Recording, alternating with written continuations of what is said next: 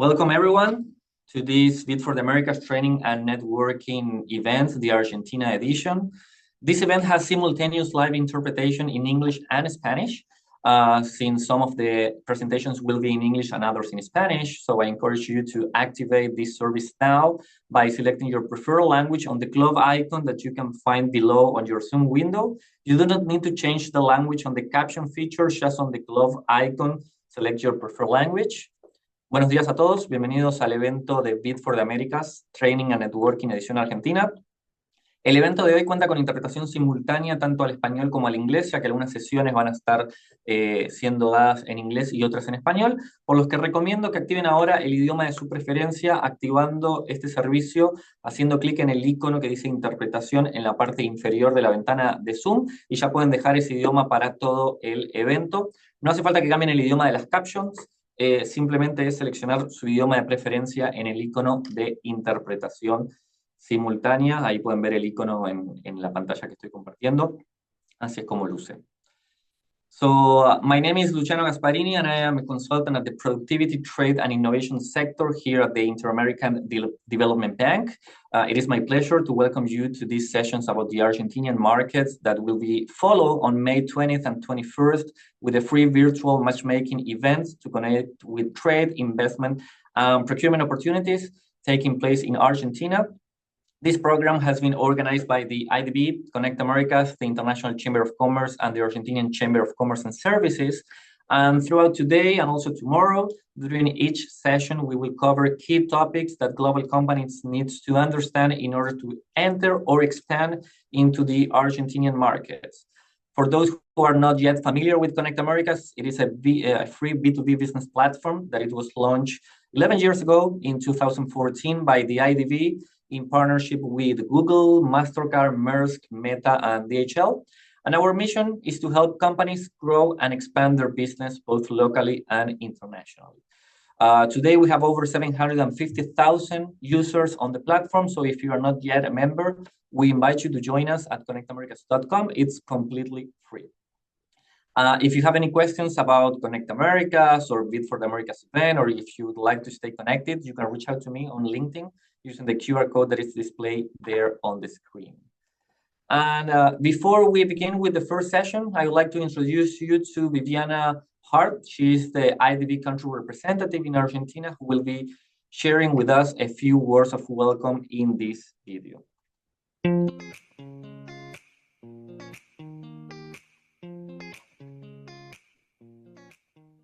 Hello, everyone. It's a great pleasure welcoming you to the first of the series of virtual trainings and networking sessions for specific countries in Latin America and the Caribbean. As you all know, in this edition, we will focus on Argentina. My name is Vivian Alba Hart. I am the Inter-American Development Bank's country representative in Argentina. Let me give you a quick introduction to the IDB. The IDB Group is the largest source of multilateral development finance in Latin America and the Caribbean.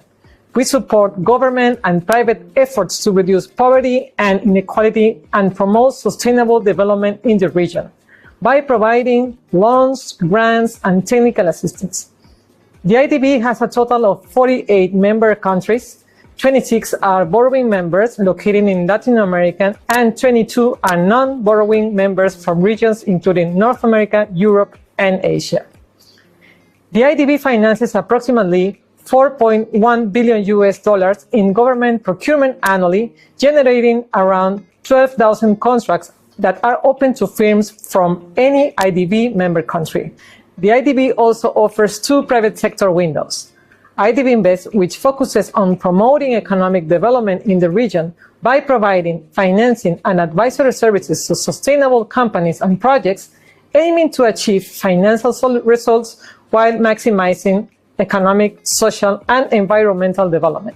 In 2024, the IDB Invest secured $9.8 billion in commitments, and IDB Lab, the innovation laboratory of the IDB Group, which is dedicated to driving innovation for inclusion in Latin America and the Caribbean. It collaborates with both the public and private sectors to test new solutions and business models that can improve lives, especially for vulnerable populations.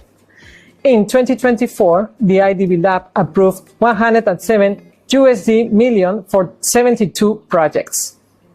At the end of 2023, the IDB launched Bid for the Americas, a program designed to strengthen economic ties and expand business opportunities between Latin America and the Caribbean, and companies across North America, Europe, and Asia. The program is structured around 3 pillars: procurement, trade, and investment, and co-financing. Through the first pillar, we are actively working to increase the participation of companies from North America, Europe, and Asia in IDB-funded procurement opportunities, ensuring broader engagement in the region's development. With total trade in the region averaging $3.1 trillion annually from 2021 to 2023, Latin America and the Caribbean present significant opportunities for business expansion. Through the second pillar of Bid for the Americas, we aim to facilitate greater trade and investment flows, fostering stronger commercial linkage between the region and global markets. Lastly, we mobilize financing through IDB Invest and IDB Lab to co-finance projects that drive economic growth in Latin America and the Caribbean. By supporting private sector initiatives, Bid for the Americas plays a crucial role in attracting investment and advancing sustainable development in the region. Kicking off this new event with Argentina is no coincidence, as the country is undergoing a significant and promising transformation.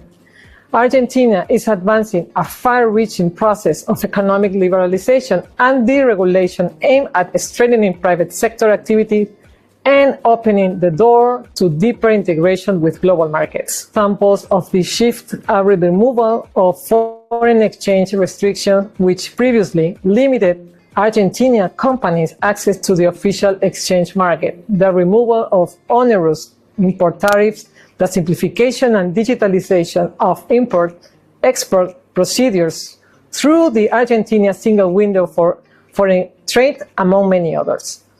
This evolving context makes Argentina a timely and strategic starting point for companies looking to explore high-impact opportunities in Latin America and the Caribbean. This training and networking event that brings us together here aims to be a facilitator and channel of entry for companies to access trade and investment opportunities in one of the Latin American and Caribbean's most dynamic markets. I'm pleased to see more than 1,000 firms from 74 countries have registered to this event, signaling their interest in learning about doing business in Argentina and in establishing new partnerships. Today and tomorrow, we will feature high-level training sessions led by government authorities and private sector experts about the local trade and investment ecosystem. Then, on May 20th and 21st, through a business matchmaking event, you will be able to connect with local companies and find concrete business and investment opportunities to expand your network and operations in Argentina.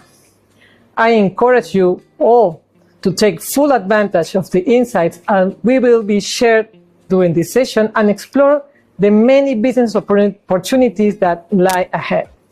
I wish you all a productive and successful event. Thank you very much to Viviana Albahart for her kind and thoughtful remarks. We truly appreciate her leadership and commitment to promoting stronger business ties between Argentina and the global community. And with that, let's move to our first session of the day.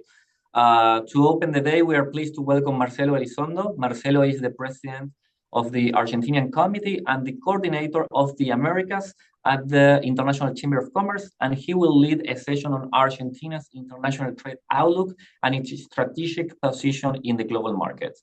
Marcelo, thank you so much for being here with us today. It's a real pleasure to have you here. So thank you so much. And now the floor is yours. Thank you, Luciano. Good morning to everyone. It is a great pleasure for me to meet you all and to share this very relevant event. What I am going to do, as Luciano said, is provide you some update in terms of what's taking place in Argentina, what I usually name as a transition process. Argentina, as you know, is strongly changing the model of economic organization. And I will try to explain you what's taking place, what's the starting point, what's the process that is being developed now, and what's the goal of the new administration in terms of liberalization, establishing a free market economy, and opening markets. So what I'm going to do now is to share a presentation. Please hold.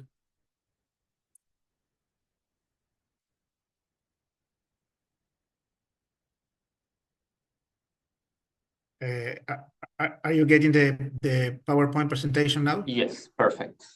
Okay. Well, I will share it to you because I have some numbers and some information, specific information that I think that will be very helpful for those who are not familiar to Argentina in terms of understanding what is taking place. It is a strong change, a modification of a model of economic organization that is producing very deep transformations. But let me start speaking about the starting point. Where are we coming from? Because we can understand what is taking place in Argentina once we understand where we start this process. And this is what I call the starting point, what happened in 2023, almost 2 years ago, when Argentina was suffering a high inflation rate after a lot of years, more than 20 years, with high inflation rates in Argentina that were growing, as we are going to see in a few minutes. This high inflation rate was joined by an economic stagnation. The Argentine economy is not growing in specific terms. It's not growing since more than 10 years ago. It is also joined by a poor international economic links that we were suffering during those years, with a very close economy in terms of international trade, imports, exports, goods, services, but also in terms of foreign investment. And with this economic situation, we had this starting point in 2023, two additional issues: critical social situation because of the poverty that were growing, and a political system crisis. This political system crisis was what produced a very a strong surprise in terms of the election result when Javier Milei, the current president in Argentina, won the election. It was the first time in our history when somebody with no political party, no political organization, no political precedents could win an election. And it was because of the necessity of reaction when we faced this starting point that we were suffering during those days. And let me illustrate some of those points that I was sharing to you. First of all is the inflation rate. As you see, in 2023, the annual inflation rate was 211%. It was the highest in the world. And the inflation rate was rising since 2020, 42%, 2021, 48%, 2022, 72%, and arriving to a highest inflation rate in the world in 2023.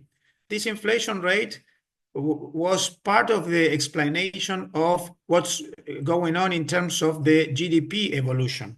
Here you can easily understand when you see the screen that Argentina was with ups and downs year per year, having a lot of problems in terms of establish a growing economy. Our economy was suffering this stagnation in terms of not getting the fundamentals in order to grow. So it was not just stagnation, but it was also a very unstable situation because of those problems of bad organization in terms of an over-regulated economy, a closed economy, a very interventionist policy development. So those are the results. What you are seeing now is what took place in Argentina since 1961 to 2023. Stagnation, not stable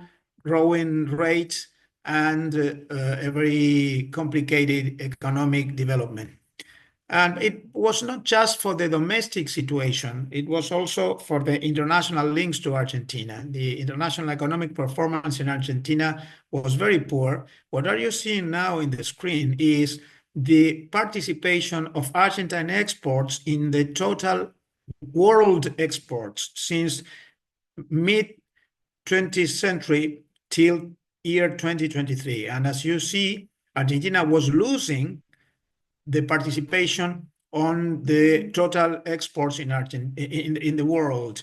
In 2023, Argentina suffered the poorest participation in global exports in the world with just 0.22% because of the problems that the country had in terms of competitiveness and the problem specifically that the exports actors were suffering in terms of regulating and a condition of economic closure of the economy. It is something similar to what happened with the federal direct investment. In 2023, Argentina had a stock of $129 billion of stock of FDI. It was just 0.3% of the global FDI stock, that it was very poor in terms of what Argentina should get. So then let's go to the starting point. What Argentina decided to do in terms of changing this poor situation that I was trying to show you, and what the new administration, when Javier Milei started his term in December 2023, what he proposed and the plan that is now being developed in Argentina, that is basically showing 7 pillars. First of all is a fiscal reform based on the budget surplus. Argentina suffered for many years a strong fiscal deficit that was financed by printing money by the central bank, and it produced that high inflation rate that I showed to you.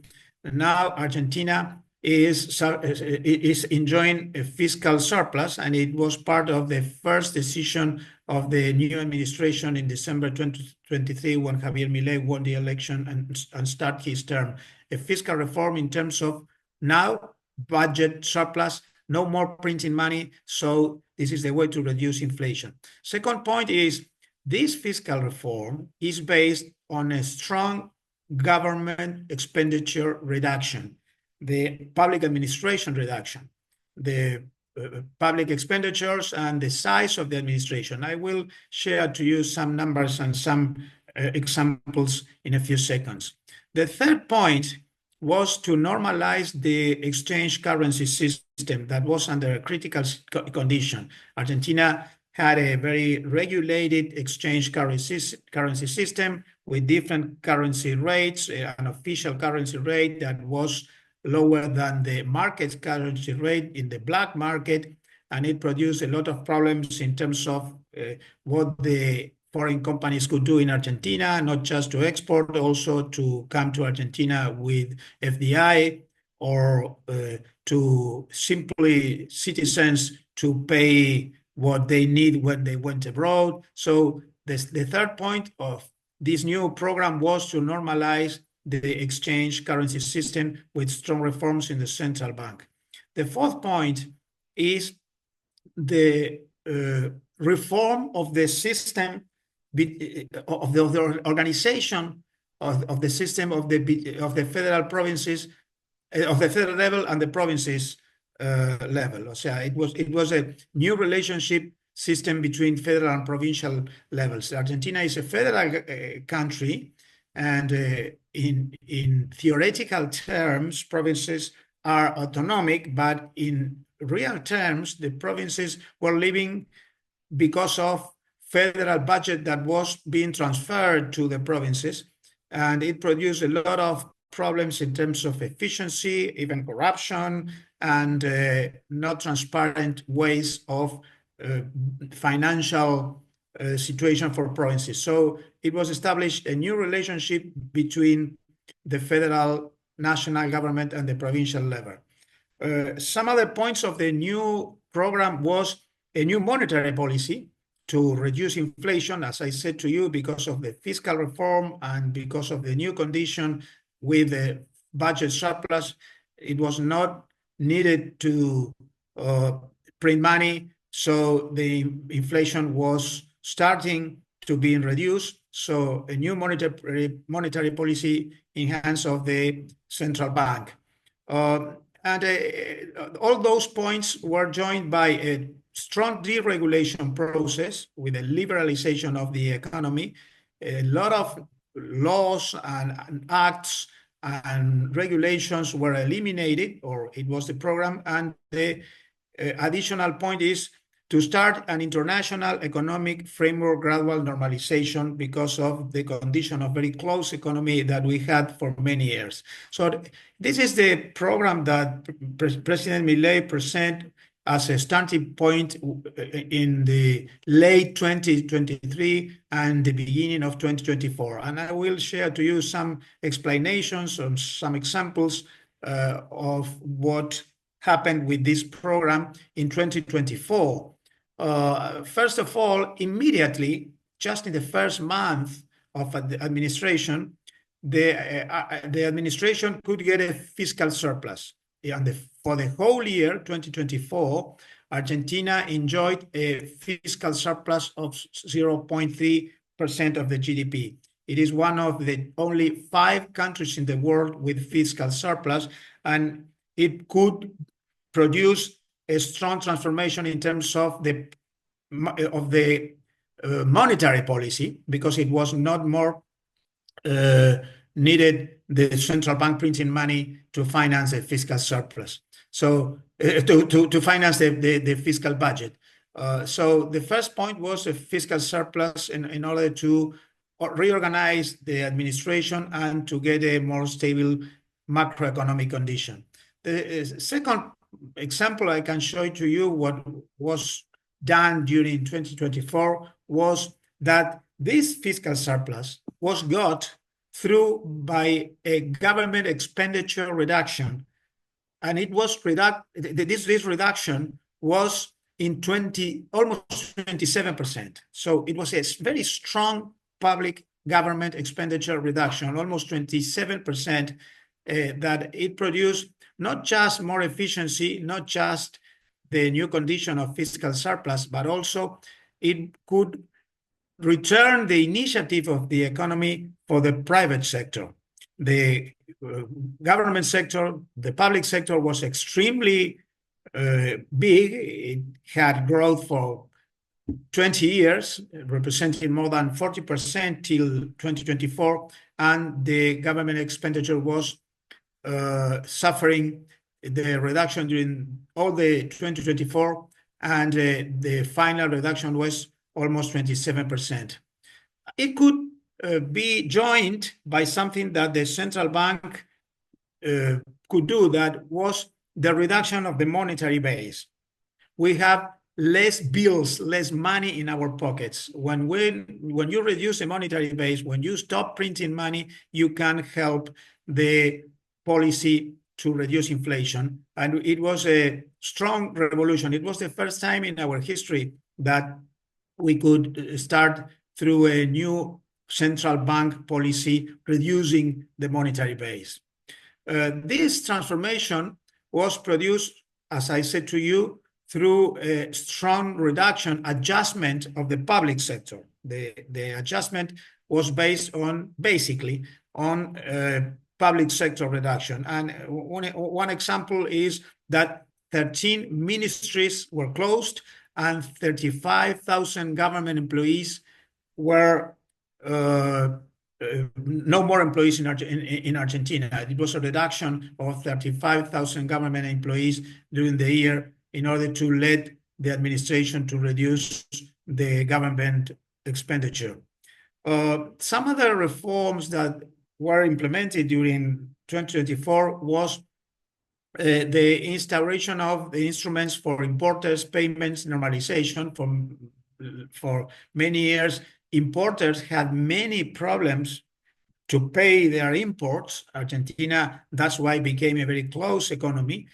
So the central bank could normalize the situation of the importers that had to pay imports that they have made for many previous years, and it was a solution for $57,300 million for importers that now could pay the debt that they had with their providers.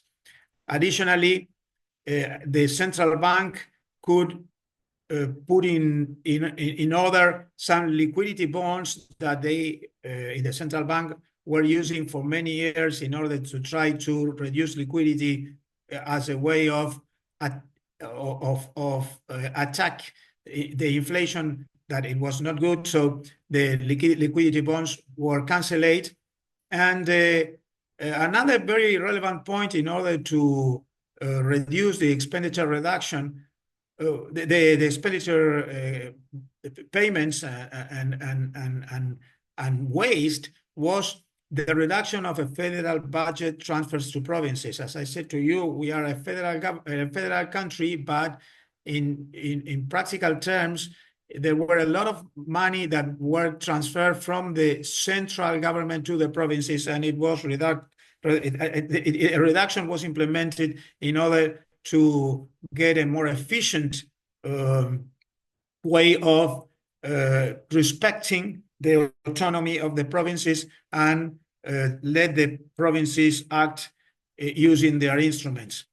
A very important point is that everything that I'm explaining to you was implemented with a deregulation, a strong deregulation, eliminating a lot of laws or transforming a lot of laws in order to produce a strong transformation. Now,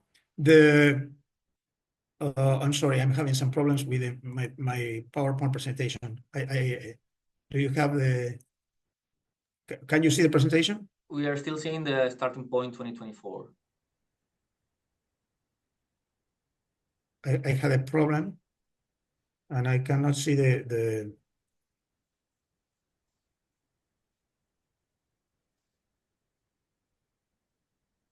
I'm sorry. So you see the presentation? Because I don't. Yeah, the slide with now we don't. There it goes. What's now? Are you seeing now the presentation? Now you're seeing it again, the one with the starting point 2024. Okay, starting point 2024. You are getting the starting point 2024. Yeah, exactly. Yeah. Okay, it was what I was explaining to you. I was saying something about the deregulation through 69 laws that were reformed, even when the administration is very weak because they don't have majority in Congress, but they could they could get some support in order to eliminate a lot of regulations that were affecting the ways the companies produce and implement some trade strategies. Additionally, the administration during the year 2024 was implementing a gradual elimination of imports and exports restrictions. As I said to you, Argentina was very close with a lot of restrictions in frontier in terms of many interventionist measures against imports and exports, and those restrictions were eliminated by the administration. And as a way of showing how Argentina is trying to return to the world and to establish strong links with different markets, Argentina started the process to access to OECD in 2024 and support the agreement that is basically a free trade agreement between the European Union and Mercosur So everything is a way of showing what happened last year, 2024. Even all those reforms, because of the adjustment, the GDP dropped 3.2%, that it was a lower drop comparing what was announced. Fortunately, the economy had a strong reduction in the first half, but in the second half, the economy start to enjoy a recovery process. So let me say some things in terms of what's taking place in this year, because during the 2025, it is a reform process consolidation. During this year, the policies that the administration start to implement last year are under a continuation. So during 2025, there are 6 very relevant points that are being implemented. First of all is the inflation reduction. The second is the GDP gradual recovery. Third is the deregulation process that is in advance, and it is continuing what took place last year. The fourth point is international economic relationship advances, with many links that are being established in different points of the world. I will show you some examples in a few seconds. And additionally, we are enjoying a social situation gradual recovery, and these points are creating support for the administration, the public support for the administration. This year, Argentina will have a midterm election in October. Even these points I'm speaking to you, the political system is not reordered. We have a strong fragmentation in terms of the political parties and the political forces. So it is a challenge in terms of what's going to take place in October in the next general midterm election, because the administration, the Milei's administration, needs a new, stronger force in Congress. But let me provide you some examples in terms of which is a reforming process consolidation that we are seeing in 2025. And I will show it to you through these numbers. First, the annual inflation rate forecast for this year is 27.5%. This is something that is being forecast by the private consultant firms. Consider that we are coming from a starting point when the inflation in 2023 was 211%. And for this year, the private consultant firms are announcing 27%. The central bank is forecasting a rate of 20%. But anyway, we are enjoying a very relevant reducing inflation policy that is being successful. The second point is the GDP growth of the first quarter of this year, and we already have the official numbers, was 4.5%. The GDP is growing again, and the annual forecast is a growth of 5%, and the IMF is announcing for the next year, 2026, a growth of 6.5%. So the economy is being recovered because of the transformations and the changes that are being implemented. Third term, the deregulation process is in advance, and we have already 672 laws reformed or derogated since 2024 to 2025. This is a very relevant process in order to reestablish a free market economy with the initiative in hands of the private sector. For many years, the government sector, the public sector, was the engine of the economy in Argentina, and it produced this stagnation I was speaking about. And now the new policy is trying to focus the private sector, the new engine of the economy, and to eliminate regulations in order to let the private companies to have the autonomy to invest and to innovate and to become the very more relevant actors in the economy. Fourth point, Argentina, as a way of showing the new policy in terms of foreign relationships, especially in economic terms, proposed to the United States of America a commercial agreement that is being negotiated during these days, and the negotiations are in advance, and we received different delegations from the US to Buenos Aires during last weeks, and the commercial agreement is in advance. But additionally, Argentina is impulsing to Mercosur, that is the agreement, the commercial agreement we share with Brazil, Uruguay, Paraguay, and Bolivia, trade agreements with different potential partners, different partners like the EFTA zone in Europe or some other countries like Canada or the Emirates in Asia. So what Argentina is also trying to produce is a transformation in terms of the Mercosur area that also had been a very close area, and now that should be more open, getting links with many other areas in the world. So for this year, exports and imports are announced as a recovery process, and the growth of the exports and imports is being forecast in 7% for exports and 20% for imports. Imports will be growing much more than exports because as we are opening the economy, now investment is rising and a lot of machinery and technology is getting to Argentina in order to support this economic recovery. There's a specific instrument that the administration created through a new law that we know in Argentina as a RIGI, that is a tool of instruments with a lot of incentives for foreign investments in Argentina. A lot of instruments in terms of taxation, in terms of lower regulations, and in terms of some stability guarantees.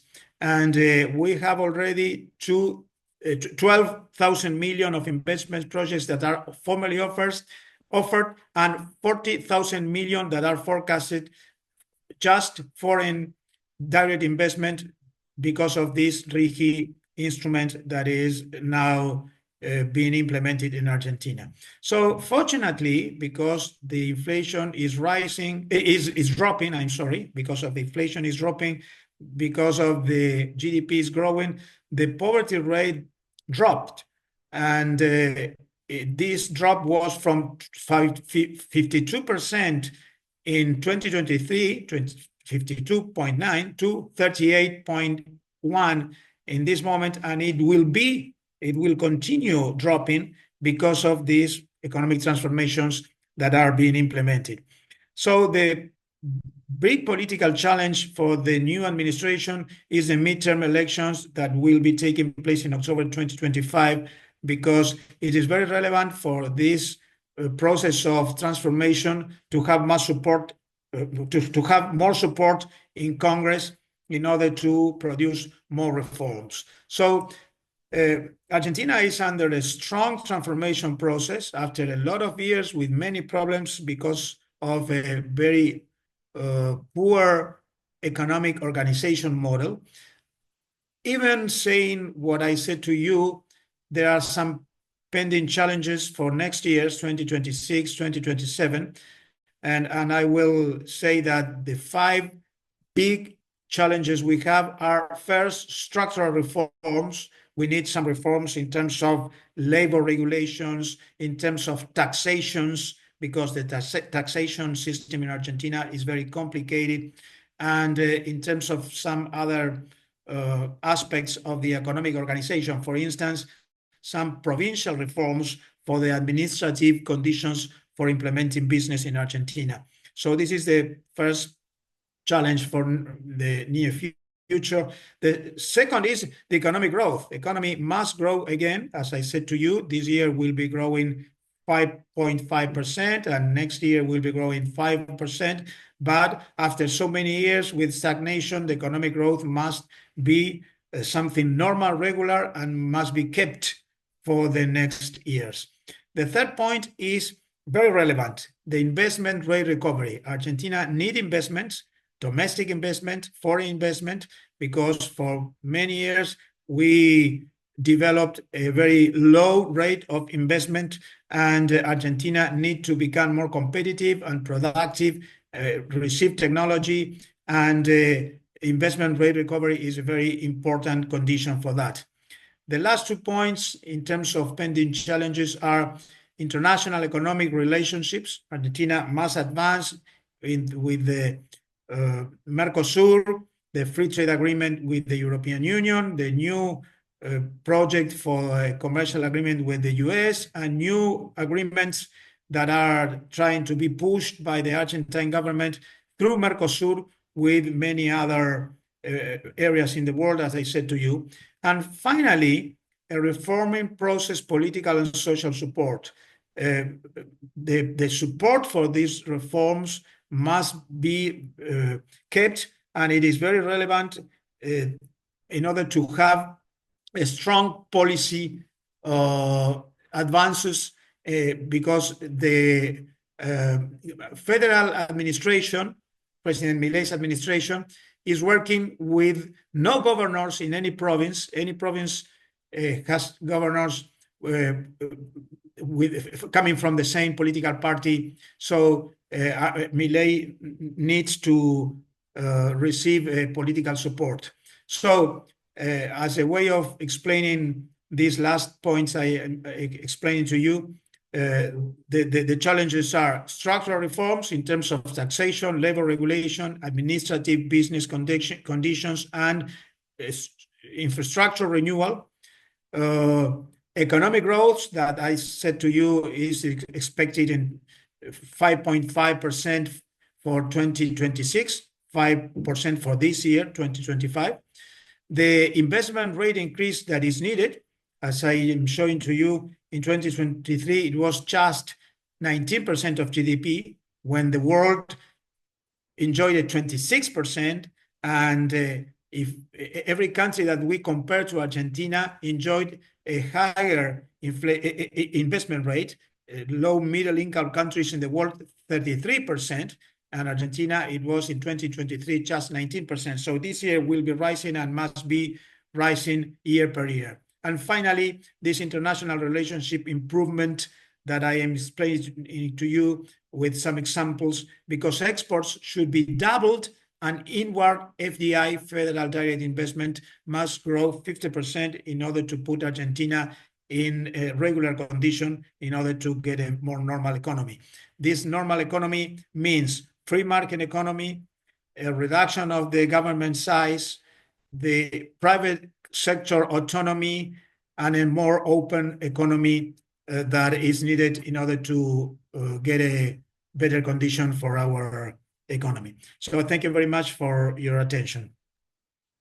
Thank you so much, Marcelo. And I think it was just simply the perfect introductory session, because you touch upon different topics that we will go in more detail in the following sessions. You talk about the RIGI, you talk about the elimination of the trade restrictions, you talk about the restrictions to access the official exchange market, and we will have specific sessions to go deeper into all those topics. So it was simply perfect to start talking and introducing all these topics. And I know we are running a little bit out of time, but there are several questions. I have just one that might be a summary of all of the others, and it's from Henrik, and another one from Shivika, but they are about the same. According to your experience, which sectors currently present the most promising export opportunities for foreign companies in your experience? Well, I will say that there are specifically 5 sectors that I consider that are the most relevant potential sectors in Argentina. First of all is mining, because we have a lot of resources that were not exploited for many years because of the old model of organization. So first, mining. Second, energy, very relevant sector that is already rising a lot and receiving a lot of foreign investment. Third is agriculture and all the value chain of the food industry. as most of you should know, Argentina is very competitive in terms of agriculture and the food industry, and it could grow a lot. The fourth is infrastructure, because we need to renew infrastructure in order to become a more competitive economy, not just because of the companies' reforms, but also because of the mesoeconomic conditions. And finally, the knowledge-based economy. We are a very competitive country in terms of the new economy projects, a lot of unicorns, a lot of very relevant technology-based companies that are rising, that are exporting, that are investing abroad. So I think that those are the five main sectors that we can consider. Great, thank you so much, Marcelo. And this was not a stage, but the next two sessions will be about two of these sectors that you mentioned. We will have one about the agribusiness right after this one, and then about the innovation and all the knowledge-based services and economy. So I do agree with that. So thank you so much, Marcelo, for being here with us, for sharing all your knowledge. It was an impressive, great presentation.